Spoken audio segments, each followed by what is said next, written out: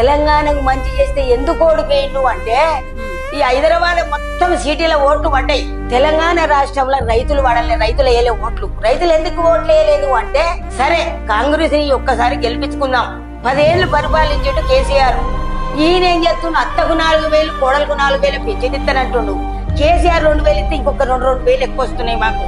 మళ్ళీ ఇంటికి తులం బంగారం అంటుండు, ఇంటికి ఒక స్కూటీ అంటుండు, ఒక్కొక్క కింటయానికి 500 బోనస్ అంటుండు, రైతుకు 1,500 బోనస్ అంటుండు. ప్రతి 6 పథకాల హామీకి రైతులు ఆశపడి కాంగ్రెస్ కు చేయగుర్తు కోట్లేసారు.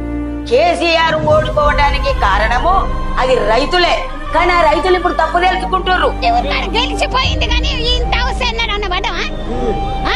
ఎన్నడు మేము ఆడలా లైన్ కట్టినా 7ంటికి ఒకసారి రాత్రి 10ంటి దాకా ఉంటాం లేడీసే. రేవంత్ దావడాలు వాడ ఇంటికి వచ్చిండో మార్పు రేవంత్ రెడ్డి వల్ల